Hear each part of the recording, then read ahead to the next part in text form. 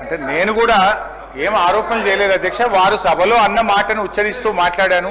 సంస్కారం అనేది ఎంత గొప్పగా ఉందని చెప్పే ప్రయత్నం చేసిన. అసలు సంస్కారానికి ఆస్కార్ అవార్డు లేదు, కానీ ఉంటే గింటే అది గౌరవ ముఖ్యమంత్రి గారికి ఇవ్వచ్చు అని చెప్పే ప్రయత్నం చేసిన అధ్యక్ష. అంతకుమించి అధ్యక్ష నేను ఒకటే అంటున్నా అధ్యక్ష, వీళ్ళు అధికారంలోకి వచ్చి 16 నెలలు అయింది అధ్యక్ష. ఎంతసేపు బీఆర్ఎస్ ను తిట్టుకుంటా, ఎంతసేపు ప్రతిపక్ష నాయకుడి మీద ఆడిపోసుకుంటేనే కాలం గడుపుతారు అధ్యక్ష.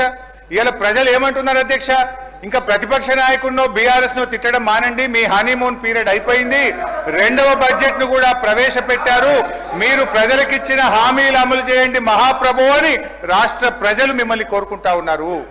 నేను కోరేది ఒక్కటే అధ్యక్ష, ఇలా మీరు పూర్తి స్థాయిలో పెట్టగలిగే బడ్జెట్లు 4, అలా 2 అయిపోయినాయి, అంటే సగం అయిపోయినాయి. ఇక 2 బడ్జెట్లు ఉన్నాయి. అయితే మిగిలిన 2 కూడా ఇట్లనే మీరు పుణ్యకాలం ఇట్లనే చేస్తే కరిగిపోతుంది అధ్యక్ష.